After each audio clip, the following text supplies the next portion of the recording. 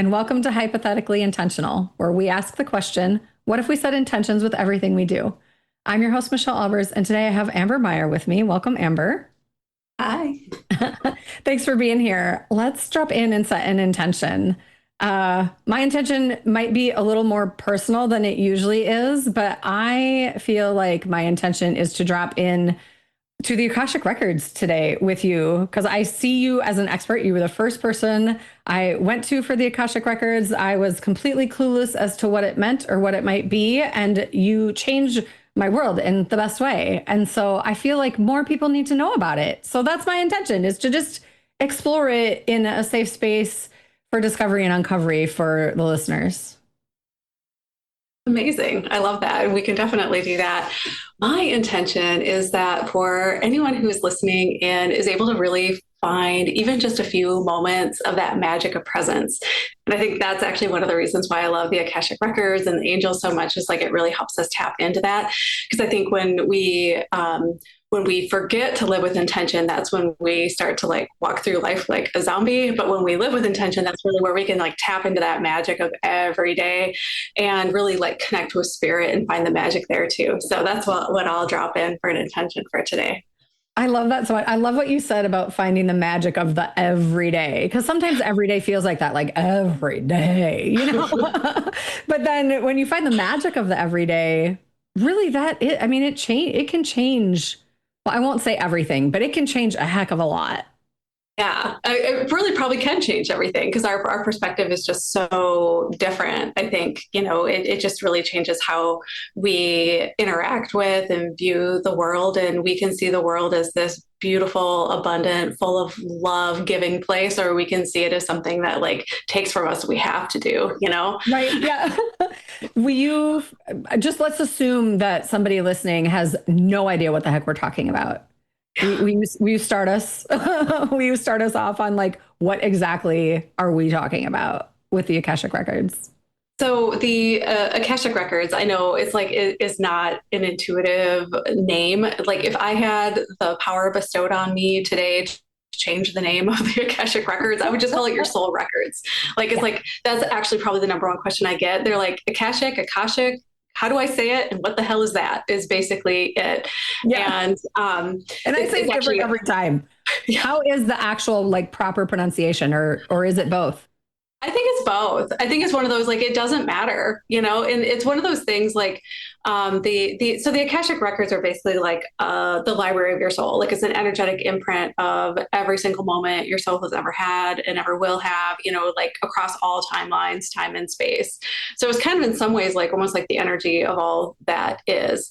And so it's a really powerful place to tap into intuitively to help you understand all sorts of things about your life, like your life purpose and maybe the lessons that your soul is going through, and those funky patterns you can't seem to get yourself out of. What are my gifts?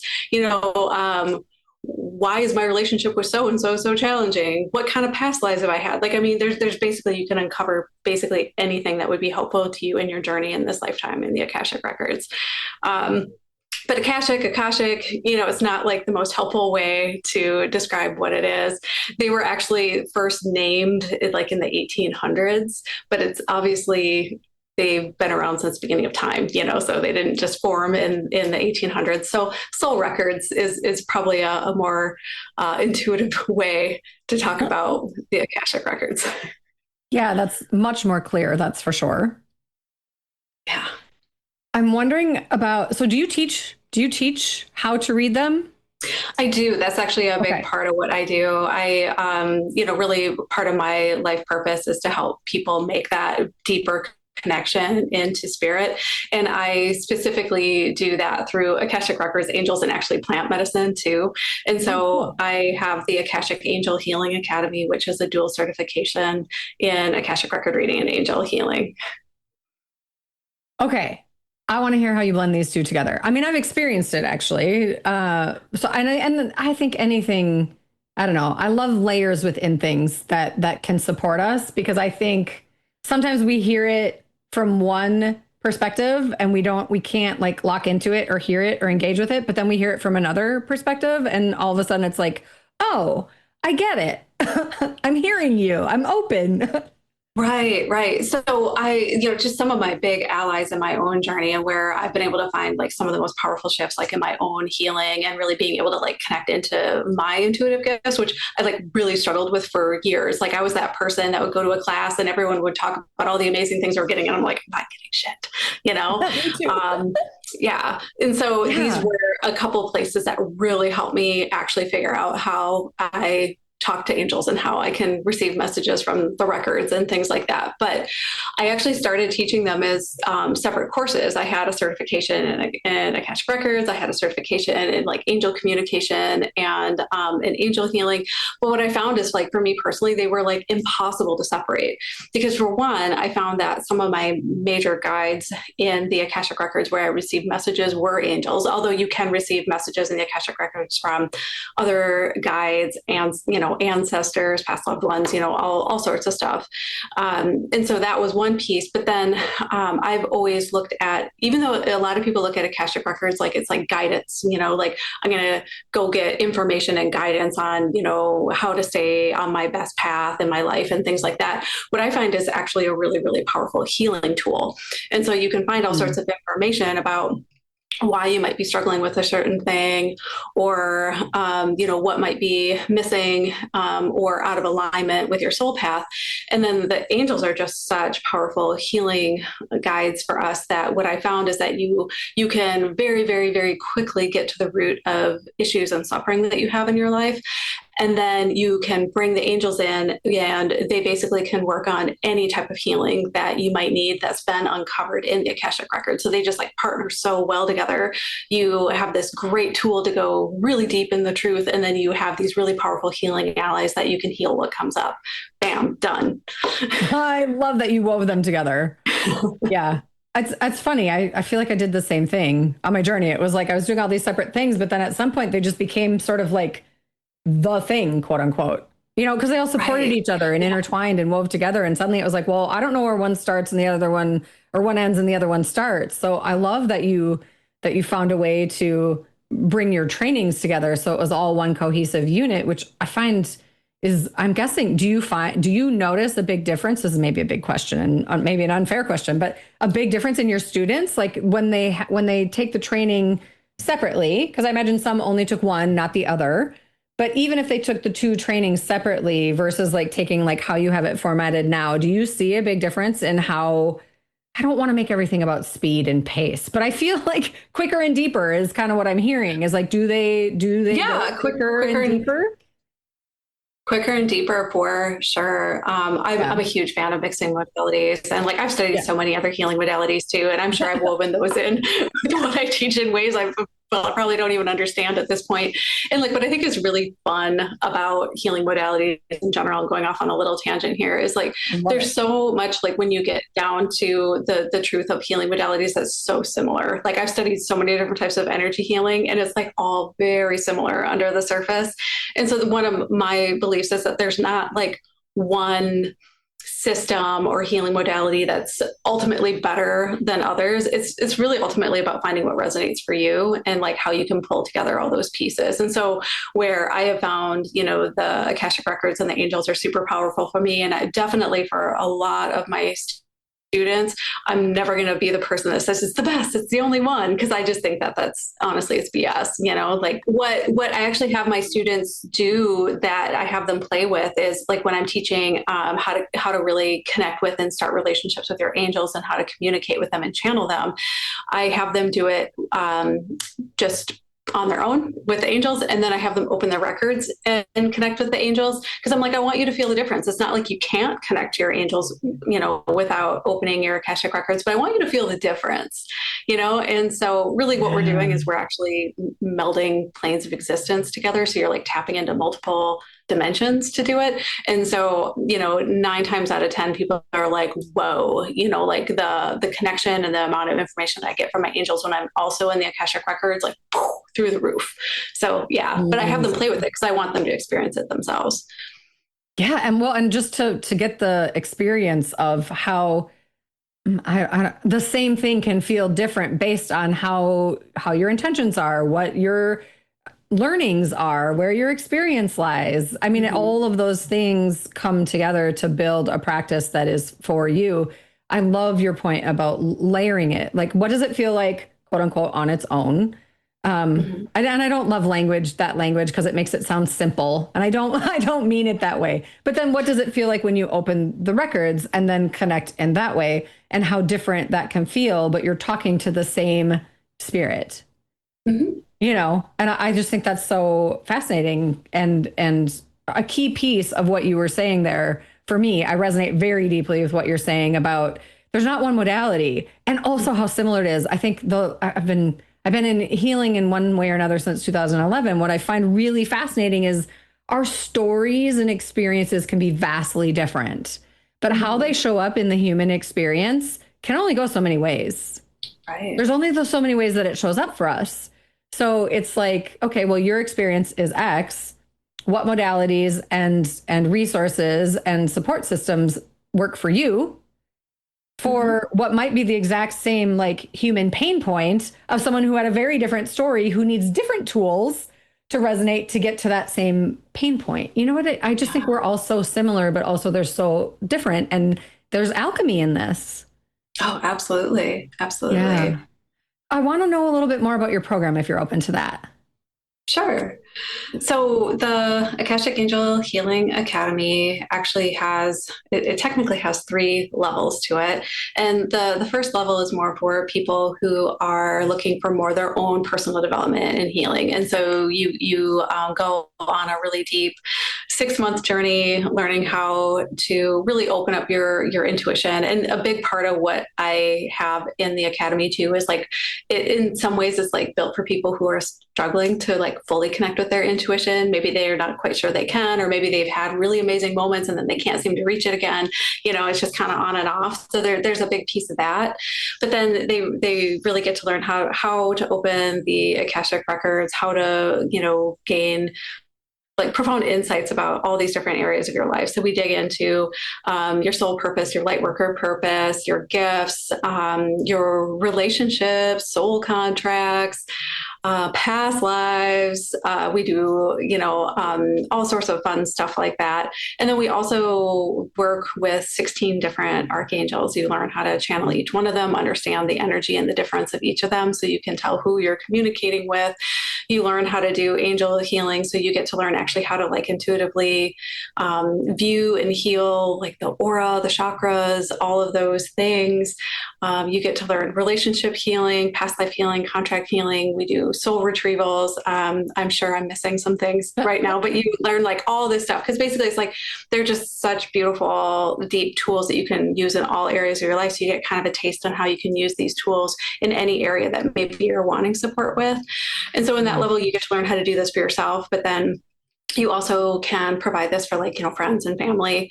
The second level is for people who are more like on a healer's path and they want to learn how to do this professionally. Maybe they're already doing some work professionally. They want to take it to the next level. And so, they get more professional skills. That's where the certification comes in both the Akashic Records and Angel healing. They get almost like case conference, they get accelerated skills. They learn how to weave coaching into it to help people have longer term healing. Because a lot of times what happens is like if you only are dealing with like a healing modality or a reading, what you find is that the people you work with end up going back to kind of like where they were, or maybe at least a couple steps back, because they don't actually know how to integrate it in their life. So we work on some of those things. And then the third level is actually, I have what's called my Lightworker Luminaries Intuitive Business Mastermind, for people who are really ready to like put their intuitive business out there. And so they get to really learn, the business foundations. But what's different about it, rather than like other business courses, is we weave all sorts of energy practices into it, because I know that when you're building a business, you cannot do that without major, major personal growth. And you have to like, be prepared for, all your blocks and self-sabotage and visibility wounding and, all the things that come up when you're doing that. And if you're not prepared for it, you're not going to get very far. And I think that's actually why most energy workers that want to do this for a business don't actually succeed, is because they're not focused on that. So that's the third level. So it kind of goes from personal development all the way to developing your business. That's amazing. I love the sequencing of that. Like just the way it evolves. It feels more like an evolution and a transformation than it does a sequencing. I'm curious about, because I think sometimes what I find, because I'll have to talk with people about like, oh, do you want to go do a reading? And they're like, well, I don't really have a question. Mhm. Do you help, like, how do you guide people into, because I feel like Akashic readings, like that question almost feels like so big and important that you don't want to get it wrong. Like I think that's kind of like an underlying theme of people who are looking for healing. It's like, well, I don't know which thing I need to ask. Or sometimes it's like I'm super attached to asking this thing, and then like I don't know how it works for you. But sometimes, like as a reader, you sit there and you go, "Oh, wait, hang on, I'm getting something different. Are you open to hearing that too? Like, can we explore this together for a moment first? Not that I'm trying to change what you're looking for, but also like, can you say more about why that part is so important to you? Because I think it might lead us somewhere bigger. I don't know if that makes Uh-huh. sense or if it was even really a Yeah, I think question. so. I get it. Like even like, as like when I want to go get healing or I want to get a reading or I'm doing it on myself, either way, a lot of times leading up to it, I'm like, I have all these questions. Then I sit down and I'm like, I don't know what to ask. Yeah, you know, I think that's a um, common human so thing. totally. And questions are important in the Akashic Records. It's actually a part of what I teach too. It's kind of like the art of how to ask good questions. Yeah. Um, and so a piece of it is like I have so many people come to me and they're just like, oh, I don't actually have a question. But usually I just start asking questions like, well, what are you curious about in your life? Or like maybe where are some of your challenges coming? Or so if you start to ask yourself some open-ended questions like that, you can start to come up with themes. And so if you can come up with a theme, then you can come up with like a set of questions to ask around it. And how we were talking about layering modalities, I actually like to layer questions because what I find in the Akashic Records is like maybe you have two similar questions, but one will get you a lot of information and one maybe doesn't like pan out so much. And Yeah. I actually kind of think of the Akashic Records almost like a Google search. So like the more Oh, specific yeah. of a question you have, the more specific of an answer you're going to get back. And so in the Akashic Records, you typically do want to ask questions. It's not so much the type of reading where you're like, well, what do my guides want me to know? Like that would be good for angels. So, if you just want to like hear from your angels, like they're always game for that question. But the Akashic Records are also really well, all of your angels and guides are based in free will, so they're never going to tell you what to do. And so Yeah. that's one thing I like to remind people of, because a lot of times when we want guidance, we're like in a Yeah. space where we're kind of like, just tell me what to do. Tell me what to Tell me do. what to do. Like I have decision fatigue. I don't trust myself. I don't know what to do. Right. But what I found and really learned deeply in the Akashic Records is like I've had the guys tell me like, I'm not going to tell you directly what to do. I'm Yeah. here to support you in what you decide to do. And so if I'm having a difficult time, say making a decision, like is this job for me or not? Is this relationship for me or not? A lot of times we have these really like binary Right. decisions that we're trying to make. My guides have shown me how to use it almost more like a really amazing like pros and cons list. Like what are the challenges and opportunities if I went this direction? What are the challenges and opportunities if I went in this direction? Because our guides in the Akashic Records have more of this view of like, well, either decision you make, you're going to learn a lot. It's just what is it that you want to learn? Is more Yeah. like what they ask. Um, Yes. so I think making sure that you don't ask questions in a way that you're trying to get a yes or no, like decide for me type answer can be Right. really helpful. Yeah, that's beautiful. Such a great way of putting it, to bringing to the attention of I just something to consider for people who are looking for guidance on their healing path. Because I think so many times we get into that analysis paralysis or decision fatigue, or just in that place of just like, I'm so tired and I'm banging my head against the wall and I don't know what to do next. I just want anyone to tell me what to do. And I'm with you. It's like spirit doesn't really work that way. I mean, I've totally been there, like where I Yeah, want it me to. I'm like, too. come on, but it's Yeah. not. Yeah. And so I think our way of like connecting with spirit really can change once we fully like understand and embody that it's more of like a Yeah. partnership. They don't Yes. like, I think we like to think of like, well, my angels and my guides know me better than I do. They're more of an expert in my life than me. And our angels and guides think that's like rubbish, basically. They're just like, Yeah. no one's more of an expert than you. How can we support you? Yeah. Yeah, that's amazing. I love that perspective. And I think it's an important one to put out there. I mean, I think this conversation is really important because I think so many times people know they're looking for something, but they don't know what it is. But then also, I just feel like maybe, and maybe this isn't a fair statement, but it feels like the human experience, we want to know definitively that we're doing it well and we're doing it right. And sometimes when we feel like we're floundering in that, we really just want someone else to tell us what to do. I'm not claiming that for everyone. I'm just saying, often seekers on the healing path, that's kind of at some point in the challenging journey, that's you land in that place of like, could somebody just tell me what to do? And I think what we're talking about is such a beautiful example of, here's the thing, you get to be accountable and empowered in your choices and in your compassion and how you navigate that. And yes, you're supported, but you're not dictated to. You know, it's like it's your journey, and you get to explore it. And there's not a right or a wrong way. It's more about like you're going to learn any which way. I talk about that a lot when I'm doing tarot reading. It's like you're telling me you want a definitive look at an outcome, and I'm saying, what if spirit knows about limitless possibilities for those that are all right? What if you can't get this wrong? They're all right. Yeah. Yeah. What if you literally can't get it wrong? And it's just about like, well, there's different experiences on with every step you take, there's a different outcome.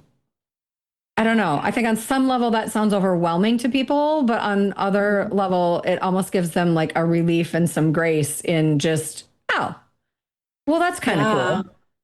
I think it depends like how attached they are to the outcome and how they are attached to controlling their life and how much they trust, and I think that's the huge underlying factors in any of our spiritual growth, and why many of us really can struggle with trusting our intuition is because we really actually don't trust ourselves.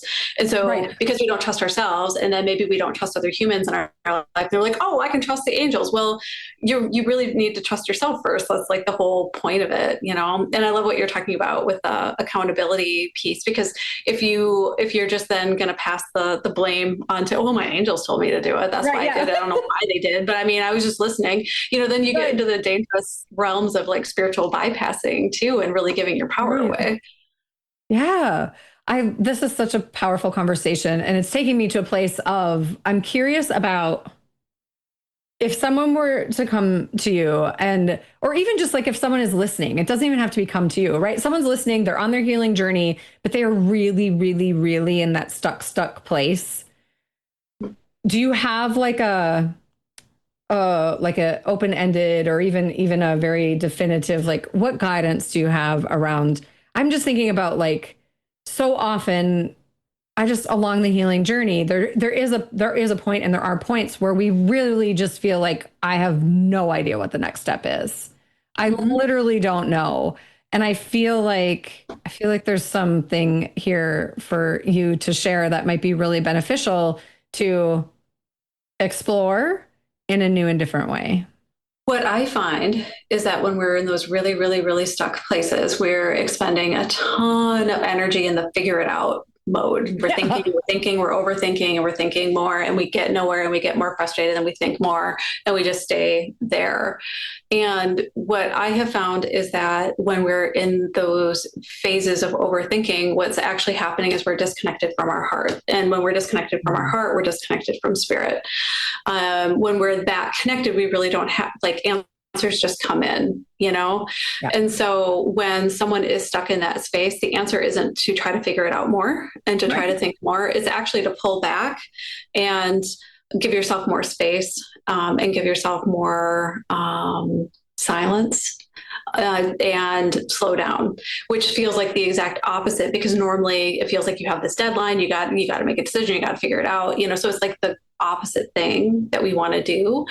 But anything that people can do to get themselves just more reconnected to spirit, more connected to their heart, more connected to their body, so they can come out of their mind, is usually when that wisdom and that love starts to pour through. And so like healing modalities, there's, probably a million ways that people can do that, and people can find the ones that really work for them and the things that really don't. And so I think that's part of the journey too, is like, how do I recognize that, I call it like my heart's crusted over. My heart's crusted over. I'm in my head too much. How do I get back? How do I reestablish that connection between me and spirit? But when you are the person who has the habit of overthinking, when you're the person who really wants to control the outcome, and when you get the guidance and how and what the answer is going to be and all those things, it can be really challenging. And I'm saying that because that's me. This is my journey too. Yeah. I do find that many people, healers, or light workers on the healing journey, it's like we can relate to the people sitting with us because we are there too. We're there too. We've just built our toolkit in a little different way, and so we have different resources and new ones to offer. And I believe we learn from each other too. I feel like what you just said is so powerful, but I feel like it addresses my question that I asked, but it also addresses things like overwhelm, burnout, complete depletion. Yeah. Oh yeah. Yeah. But when we're in overwhelm and burnout, we have so much to do. Like the last thing we think of doing is to sit and open, like get the barnacles off our heart. You know what I mean? It's like, we don't even think of that. It's like, I don't have time for that. What are we doing? It's like, I saw, like a image on, I think it was Facebook, a few months ago or something, but I always think of this one where it says something along the lines of like, make sure you spend at least 1 hour outside a day, unless you're busy, then spend 4 or something like that. Yes, that's it. I love what I'm hearing and how you're describing not only your journey, but also how you teach, in that there's humility there, there's reciprocity there, there's connection and understanding there. And I think sometimes when we're on that journey, we forget that people do understand. And we expect that the people that we're working with, that are helping us, guiding us in our healing, mentoring us in our healing, whatever that looks like, offering healing resources. I think sometimes the tendency is to put them on a pedestal or to assume that they've got it all figured out. And it's like, I don't know how you roll, but from this conversation, I'm inferring that you roll similar to me. And that is, I definitely don't have it all figured out.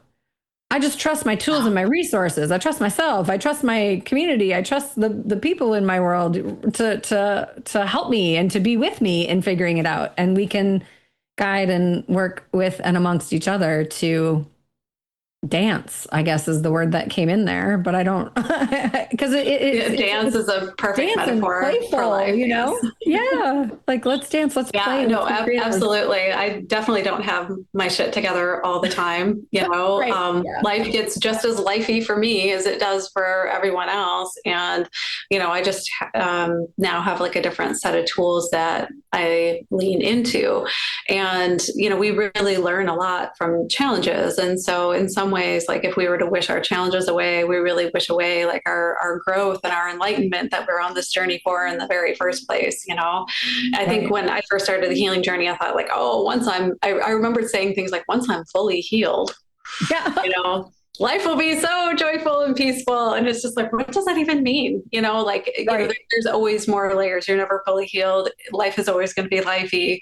But you are able to move through it in different ways.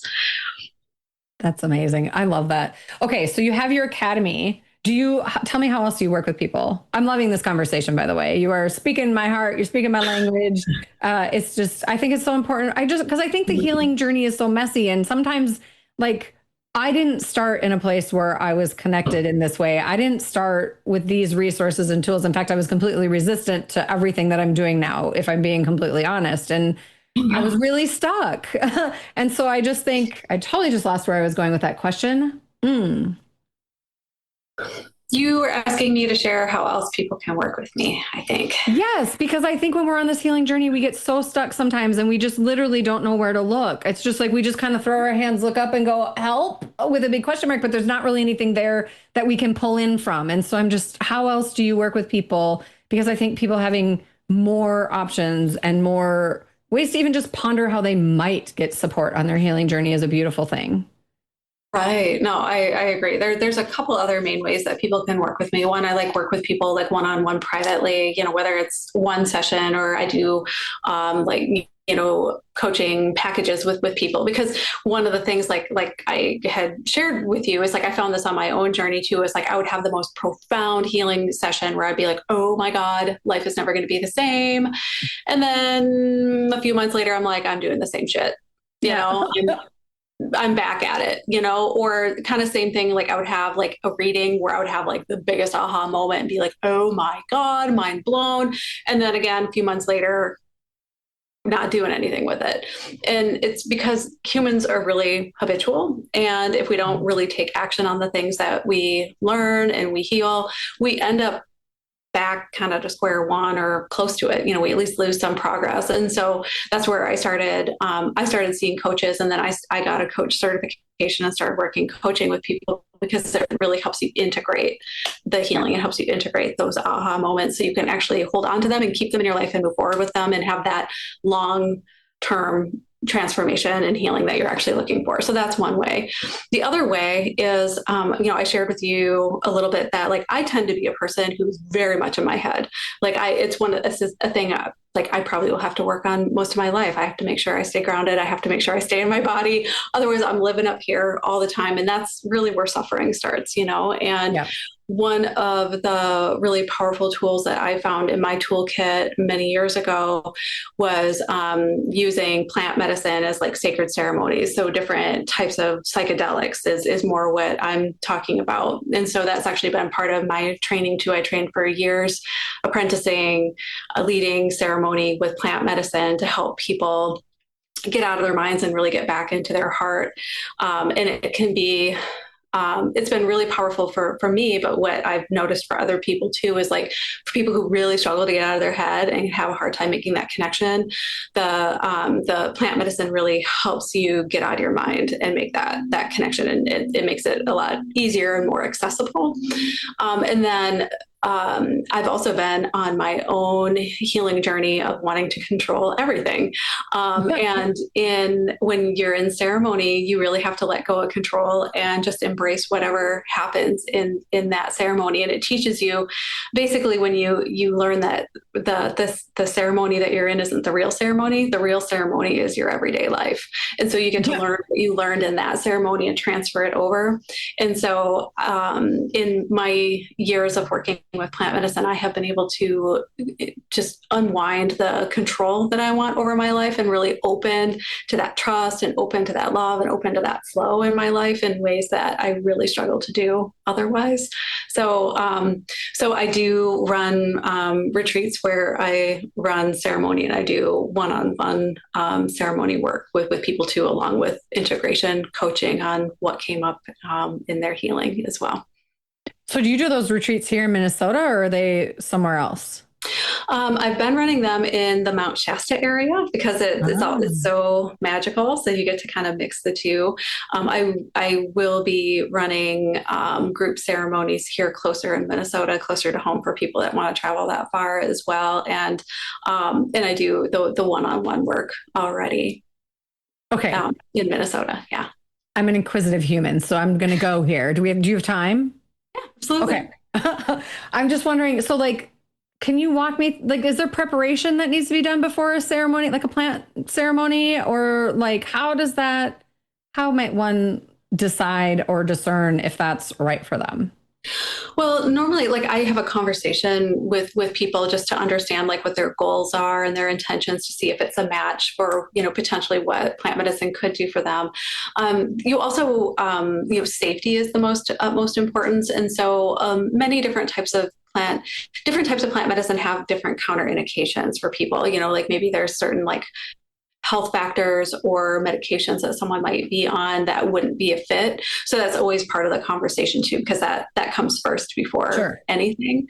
But when I work with people, say I actually have a retreat coming up in October in Mount Shasta. So when people sign up for it, first I have kind of initial feeling out conversation. Is this a fit? And then second, I end up having a one-on-one conversation with them to understand what their intentions are to help them start to formulate that. And I think the beauty of also having a retreat before it is you get to like work with spirit in the land for a day or so to really help you hone in on what you're hoping to achieve out of it. So you can really go into that space in a really ceremonial way, with a lot of intention. Because I know you're talking about, life with intention. It's like the more intention you bring into your ceremony, really the more powerful it's going to be. And then, we do some group integration together as well, after the fact, to help people, integrate what they learned. So a piece of it is just starting to just get really clear with your intentions on what you want to bring in. When I work with people one-on-one, we also do all that pre-work beforehand, and then we work together over a period of time afterwards to make sure you don't lose the magic, that came up in your ceremony too. That's amazing. I think one of the most beautiful, at least how I interpreted what you just said, is it can be a group ceremony, which is a community thing, which I feel is like so many people are missing community right now. It feels like, at least that's how it feels to me. But within that, everybody can have their own unique individual intention, but still have it feel like a collective experience, I guess. So you get your individual sacred, parts or moments and magic within it, but then you also get to experience everyone else's like as a collective together. And there's so much power in that. Yes. And it's a beautiful skill to have. I'll say it that way. Sometimes that can be really challenging. Because do you do the work individual first so that they have their intention before they go in? Or do you find that like one person is like, oh, I found my thing, I locked in. And then like three other people are like, ooh, I want that too. But then it's not really theirs. You know what I mean? Both. Yeah. They get to work on like individually, what they're thinking, and I'll chat with them about it. But then we have like opening circles where we talk about the intentions that we want to bring in. And I do that on purpose because I think when people like share what their intentions are, I know I personally am that way. I'm like, I want that too. And I want that too. Yeah. I'm claiming that and I'm claiming that. And, Right. But I think it just shows like there's always like, oh my gosh, there's a hummingbird right outside my window. Oh, that's amazing. Hi, Mom. Two of them, they're dancing. But I get so distracted by birds. But it just really like weaves in this beautiful magic of the collective. And I think that with the way that I learned to facilitate these ceremonies, it really blends kind of like both Western and Eastern medicine in it. And I think there's really power in both, like there's like the safety and some of the things we learn about the psyche and things from the Western side. But if we only focus on that, we're really losing the power of the community and the collective. And plant medicines, more like from our ancestors were really also used to like bring communities together and solve community issues, not just individual humans. The Western world really kind of uses psychology, for everything, but it really sometimes can make people focus too much on themselves or the individual and lose sight of the collective. And so being able to bring those together, especially with plant medicine that connects you to really the great spirit and all that is, you really get to blend the magic of the two. That's so cool. How long are the retreats? The retreats that I have been hosting is like a Wednesday afternoon, evening, and check out Sunday morning. Okay. So that's a little bit longer, where you get to also have some like teachings of the land and really connect to the spirit there before you start. And then I've also done more of just an overnight, where it's more focused around the ceremony. That's amazing. I love that. I'm so glad we touched on the rest of it, because you said plant medicine and I wasn't going to psychedelics, but that makes so much sense that that's what it is. And then the ceremony, I don't know. I just think there's so many things that when done in community, there's so many layers to that we don't even realize are helpful, because you realize you're not so alone, even though because I find that when you're on the healing journey, when I'm on the healing journey, when I'm in my kind of my roughest patches, I feel like no one gets it.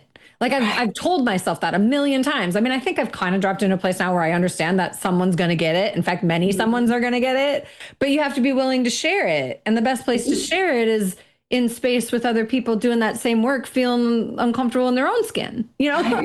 And Yeah, so and you there's often ways of don't being. you don't realize that it's actually like maybe a collective journey that people are Yes, on, and a collective wound that they're working on. And the other thing that exactly. I found about working in community too, like me personally, is like, oh, I think I'm going for my insights and my healing, but a lot of times I come out of it realizing like I didn't realize how much intimacy I'm missing in all my relationships in my life, where we can really just go deep and, share what's really there with each other. And so I've made so many lifelong friends at retreats that I've been at too, because you just are able to really connect on a different level. Yeah, I had the goosebumps the whole time you were talking about that one. Not that it doesn't all feel aligned, because it does, but sometimes my goosebumps are like, just so you know, that one right there, that's big. Yeah, that's such an amazing thing. I think, I don't know. I'm just so grateful we met all those years ago. I feel like it was 2018, 2019, something like that. And I knew I was still, I maybe wasn't that baby. I mean, I started my business in 2011, but I was baby with regard to Akashic Records for sure. That was like, I was like, wait, what is this thing?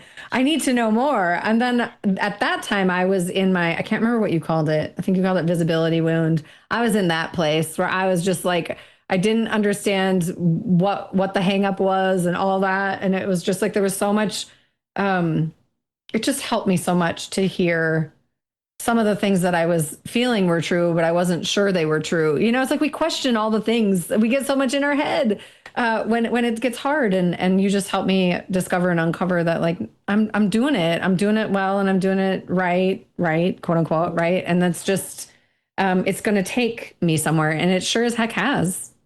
And I just think it's really fascinating that we can all work in so many different ways.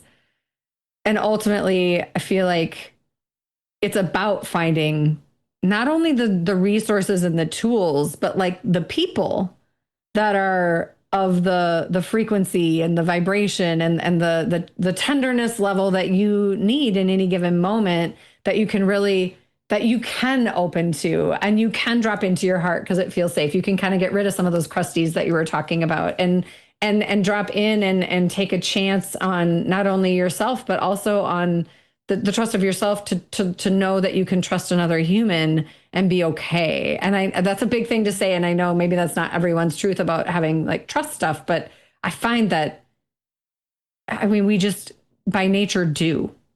Mm-hmm. Yeah. No, I think the community and the support on the healing journey is so important. And, I think sometimes, people feel like they get mixed messages when they're on it, where they're like, well, all the wisdom's within, I should be able to figure it all out by myself, or, like that sort of thing. But then I don't trust myself. So then what do I do? But Right. I think it's a blend. It's like, you need to be able to trust yourself. You need to be able to find that wisdom within, but you also need to know how to like lean on others. You need to know how to lean on spirit. You really trust, 360 and everything that you do. So it's a dance, and you need both. Yeah, and you get to twirl 360. Oh my gosh. I feel like this is such a good place to wrap up, but I also feel like I have a million more ways that we could go with it, right? Maybe we need a part two. Okay.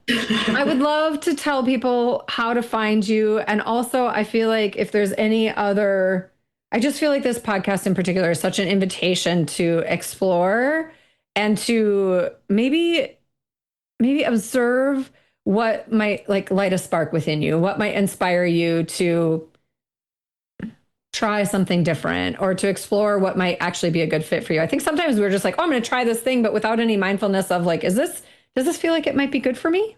Mm-hmm. Does this feel like it might be aligned with me?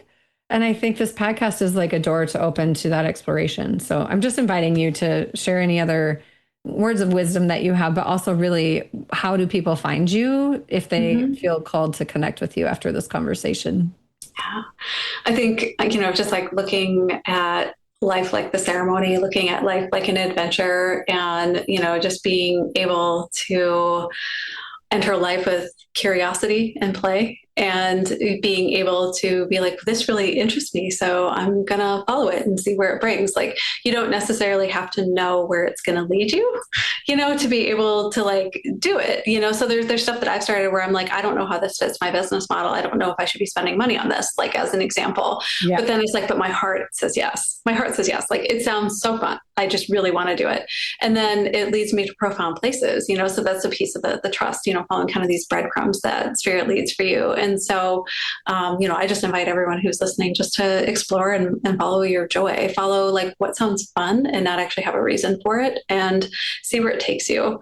As far as how to reach me, the best place, and well, probably easiest to remember, is just my website, which is just my name. It's just ambermaier.com. Beautiful. Awesome. Well, I'm imagining they can find all the details of all the things on your website, which is lovely. Thank you so much for spending this time with me today. I think I have a feeling we're going to have some more fun conversations, and I really appreciate you taking the time to connect in this way. I learned a lot about the Akashic Records and angel healing too. I've never studied specifically angel healing, but like angel healing has been included in some of the other trainings I've done, like with spirit guides and even tarot and things. So I'm intrigued. Well, thanks so much. It's been such a fun conversation. I agree. Like, we could go on for hours. Thank you so much, Amber. Have a great day.